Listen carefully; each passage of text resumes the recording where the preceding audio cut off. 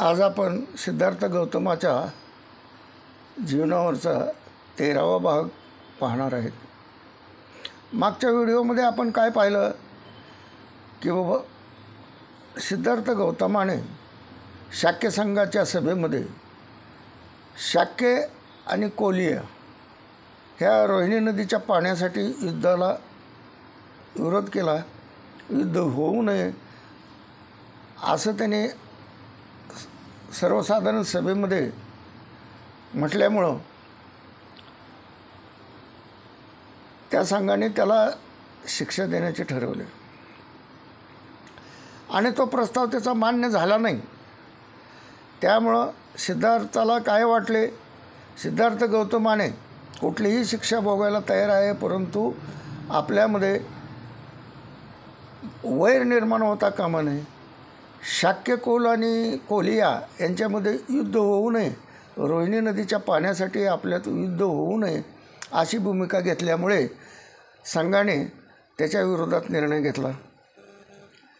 आणि मग त्याच्यानंतर ह्या संघाने काय केलं,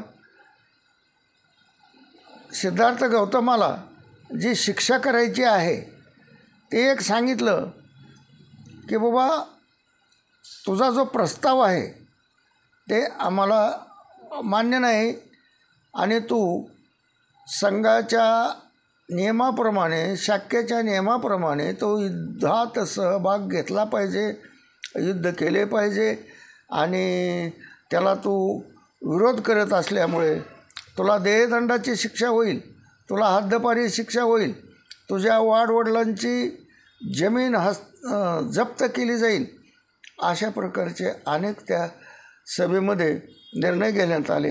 आणि मग सिद्धार्थाने त्यांना विनवणी केली सभेला की बाबा शाक्य संघाच्या नियमाप्रमाणे मी सर्व करायला तयार आहे, परंतु कृपया माझ्या कुटुंबाला दंडित करू नका.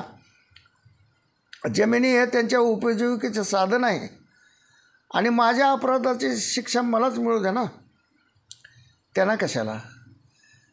मला पाहिजे तर फाशी किंवा देहत्यागाची शिक्षा करा, तुम्ही वाटेल ती शिक्षा करा, मी भोगायला स्वइच्छेने तयार आहे असं मी अभिवचन देतो. परंतु त्या संघाने, शाक्य संघाने हे त्याची कुठलीच मागणी मान्य केली नाही. मग त्याच्यावर काय केलं,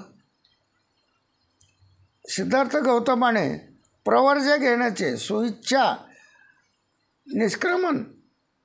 प्रवर्ज्य म्हणजे काय, स्वइच्छा निष्क्रमण म्हणजे काय, संन्यास घ्यायचं ठरवलं आणि मग देश सोडून किंवा गाव सोडून, राजधानी सोडून जायचं ठरवलं. मग असा निर्णय घेतल्याच्या नंतर किंवा सांगितल्याच्या नंतर आता हा शाक्य संघ ही तरी मागणी आपली मान्य करेल असे सिद्धार्थाला वाटायचं. आणि पुन्हा त्यावेळेला सेनापती दुसऱ्या सभेमध्ये असे म्हणले की तुझा हाही प्रस्ताव आम्हाला स्वीकृत करता येत नाही, जरी तू स्वेच्छेने देहदंडाची किंवा देशत्यागाची शिक्षा स्वीकारली तरी ही बाब कौशल नरेशांना माहीत होईल आणि ते कौशल नरेशाचं मत असं होईल की बाबा ही शिक्षा जी आहे ह्या शाक्य संघानेच तुझ्यावर लाभली आहे. आणि मग कौशल नरेश हा आमच्या संघावर नाराज होईल आणि त्याच्यावर ॲक्शन घेईल, त्याच्यावर कारवाई करेल किंवा पुढची प्रक्रिया घडेल, अशा अडचणी निर्माण होतील. आणि मग त्याच्यावर हा काय म्हणला, बाबा हे सिद्धार्थाने असं सांगितलं सेनापतीला की बाबा हीच अडचण जर असेल तर मी सहज आणि सोपा विचार किंवा मार्ग तुम्हाला सुचवतो. आणि सिद्धार्थाने हा सरळ आणि सोपा मार्ग असा सांगितला की मी परिव्राजक होतो आणि देश सोडून जातो. म्हणजे संन्यास घेतो आणि देश सोडून जातो. मग हे जे मी कृत्य करतोय तो एक देशत्यागाचाच प्रकार आहे ना. देश सोडून जाणे म्हणजे मी तेच करतोय की बाबा देश सोडून जाणे म्हणजेच मी संन्यास घेतो आणि हा देश सोडून जातो, असं त्याला हा एक देश त्यागच होईल असं सिद्धार्थानं सांगितल्यावर त्या सेनापतीने विचार केला, हा चांगला पर्याय आहे, खरं आहे की म्हणजे कोणाची हानी होणार नाही, हा पर्याय चांगला आहे. तरी पण तो सिद्धार्थला असं म्हणाला की तू आपल्या निर्णयावर कायम राहशील आणि त्यानुसार कृती करशील, याच्यावर काय शाश्वती काय आहे, आम्हाला गॅरंटी काय आहे त्याची. असं म्हटल्याच्या नंतर तो अशा प्रकारची सेनापतीला शंकाच होती. आणि सेनापतीने आणखी एक विचारलं की बाबा तू जी परिवर्जा घेणार आहेस, संन्यास घेणार आहेत, हा देश सोडून जाणार आहेस, मग तुझ्या मातापित्याची आज्ञा घ्यावी लागेल, तुझ्या भार्याची अनुमती घ्यावी लागेल. मग हे केल्याशिवाय तुला परिवर्जक कसं होता येईल. आणि सिद्धार्थाने त्यांना सांगितलं की बाबा ते जे आहे ते माझे मातापिता आणि माझी भार्या याची अनुमती मिळवण्याचा मी आटोकाट प्रयत्न करेल. तुम्ही त्याची काळजी करू नका, मी प्रयत्न करतो. परंतु तुम्ही माझ्या मातापित्यांना त्रास देऊ नका आणि मला देहदंडाची शिक्षा किंवा द्यायच्याऐवजी देश त्यागाची शिक्षा जी आहे ती मान्य केलेली आहे तुमच्या प्रस्तावामध्ये, ते मी सर्वतोपरी करायला तयार आहे, असं मी तुम्हाला अभिवचन देतो, असं सिद्धार्थाने त्या सेनापतीला सांगितलं. आणि मग सिद्धार्थाने आपल्या मातापित्याची आज्ञा घेण्याचे ठरवले आणि मी तशी अभिवचन देतो असे त्या सेनापतीला सांगितले. आणि मग ह्या संघाला किंवा सेनापतीला हा प्रस्ताव चांगला असल्याचे त्यांनी मान्य केले आणि तो सिद्धार्थाचा प्रस्ताव त्यांना मान्य झाला. आणि ह्यानं फक्त परिवर्जा घ्यायची आणि निघून जायचं, हा प्रस्ताव जे आहे त्याच्यामुळं त्याच्या मातापित्याला शिक्षा नको, तर ह्याला शिक्षा, ह्यानं देश सोडून जायला तयार आहे, हा प्रस्ताव त्याने स्वीकृत केला, मान्य केला. आणि मग ती सभा संपली आणि सभेचे काम संपले, हा निर्णय झाला की सिद्धार्थ गौतम हा परिवर्जा घेणार आणि देश सोडून जाणार. हे संघाला मान्य झाल्याने सभा संपली, निर्णय झाला.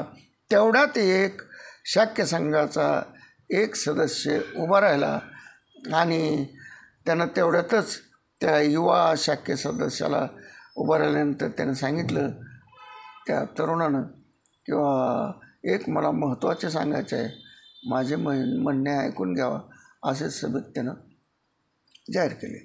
आणि मग संघाने त्याला अनुमती दिली. सिद्धार्थ गौतम बुद्ध आपल्या वचनाचे पालन करील, देश सोडून जाईल यात मला ती मात्र शंका नाही. परंतु ज्याविषयी मी संतुष्ट नाही, तो तरुण काय म्हणाला, हा सिद्धार्थ देश सोडून जाईल, तो त्याचं पालन करील, देश त्याग करील, परिवर्जा घेईल, हे मान्य आहे. परंतु तो सिद्धार्थ परिवर्जा घेतल्याच्या नंतर तो नजरेआड होईल, आपल्यातून निघून जाईल. परंतु मला एक अशी शंका आहे की सिद्धार्थानं त्याची शिक्षा भोगली किंवा स्वीकारली आणि तो निघून गेला, तो नजरेआड झाला, हे खरं आहे. परंतु मला एक शंका आहे की हा शाक्य संघ आणि कोलिया विरुद्ध जे युद्ध करायचं आहे त्या प्रस्तावाला म्हणजे स्थगिती मिळेल का पुन्हा यानं ही शिक्षा स्वीकारली असताना सुद्धा पुन्हा तुम्ही युद्धाची भूमिका घेणार का, याच्याबद्दल त्या तरुणाच्या मनात शंका आली. आणि मग ह्या प्रश्नावर पुन्हा संघाला विचार करावा लागला. परिस्थिती खरी आहे. अहो त्यानं देश त्यागाची वचन पाळलं तो देश त्याग करून निघालेला आहे आणि कुठलीही देहत्यागाची शिक्षा भोगायला तयार असताना संघाने मान्य केल्याप्रमाणे त्यांनी प्रवृत्ती घ्यायचं ठरवलं. हे संघाला मान्य झालेलं आहे. परंतु कुठलंही युद्ध होईल का नाही असं या तरुणाची शंका त्यांनी उपस्थित केली. आणि मग कोणत्याही परिस्थितीत यानं जर परिवर्जा घेतली तर राजा नरेशाला हे कळणार आणि राजा नरेशाला कळल्याच्या नंतर शक्याने कोलियाविरुद्ध त्वरित युद्धाची घोषणा केली.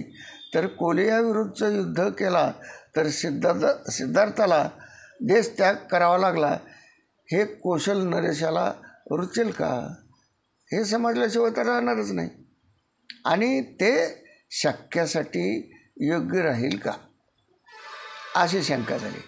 म्हणून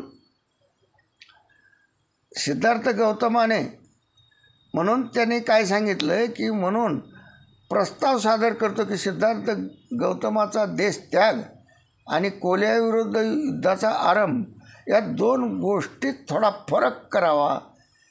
कारण ह्या दोन गोष्टी मिटल्याशिवाय त्याचा निर्णय कसा होईल जेणेकरून कौशल नरेशाला या दोन घटकामध्ये घटनातील सहसंमत प्रस्थापित करता येणार नाही. हा फार महत्त्वाचा प्रश्न होता. आणि मग संघाला त्याची जाणीव झाली. आले खरं आहे हे सुद्धा खरं आहे. म्हणून त्याने आणीबाणीचा प्रस्ताव म्हणून संघाने त्यास स्वीकृती दिली आणि अशा प्रकारे सभेची समाप्ती झाली. आणि मग सिद्धार्थ गौतमाला परिवर्जा घेण्यासाठी संघाने अनुमती दिली आणि म्हणजे कुठलंही तोपर्यंत मग त्यांनी जे युद्ध तात्काळ करायचं होतं ते स्थगित केलं आणि सिद्धार्थ गौतमाला परिवर्जा घेण्यासाठी मान्यता दिली आणि युद्ध काही काळ थांबवलं. म्हणून दोन्ही संघामध्ये शांतता प्रस्थापित करणे आणि वितुष्ट न राहणे याच्यासाठी सिद्धार्थाने प्रवर्जा घेतली. आणि मग त्याच्यातून असून दिसून आलं की शक्याची जी अनुमती नव्हती किंवा अल्पमतात होती, ज्या सिद्धार्थाच्या मताचे होते त्यांचीसुद्धा हिंमत उठून म्हणायची झाली की तुम्ही बाबा शक्य सांगाला की बाबा असं असं घडेल की सिद्धार्थ जाईल परंतु आपल्यावर संघावर संकट राहायचं तेच राहील. हे सिद्धार्थावर ही शिक्षा लादली आहे असं सिद्ध होईल. ह्या जे मूळ कारण होतं हे संघाच्या लक्षात आलं आणि म्हणून शाक्य संघाने सुटकेचा श्वास सोडला की ठीक आहे बाबा तात्पुरतं आपण युद्ध थांबू. हा परिवर्जा घेत आहे. आणि मग त्यानंतर सिद्धार्थ गौतमाचा परिवर्जा घ्यायचा हा निश्चय कायम ठरला आणि सभा संपली. यानंतर आपण सिद्धार्थाने परिवर्जा घेतल्यानंतर कसा निरोप घेतला हे आपण पुढच्या व्हिडिओमध्ये पाहू आणि इथंच थांबू. धन्यवाद. नमो बुद्धाय.